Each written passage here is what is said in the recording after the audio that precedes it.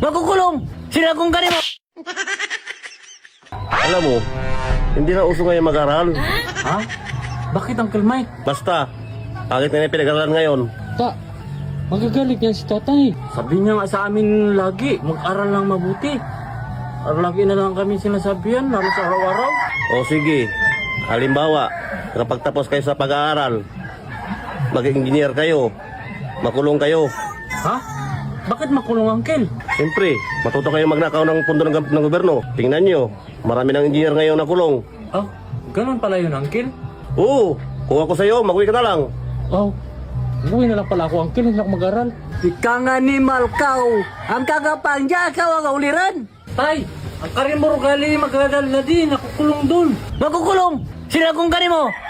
Si Uncle Mike, tay. Ay, ang animal nga diyang Mike! Mike! Mike! Mike, kanin! Makita ta ka lamang, lalambahan ta kang pala. Ikaw nga ka turo sa mga batang bulakbol. Tuturuan mo mayad. Makita kita ta ka lamang, lalambahan ta kang pala. Permisyo kang taukaw. Ang arada ng mga batay, tuturuan mo mga kalukuan. Sila na, makita mo lang yan pala. Magpalang ta ka rin. Ako na alaman mo.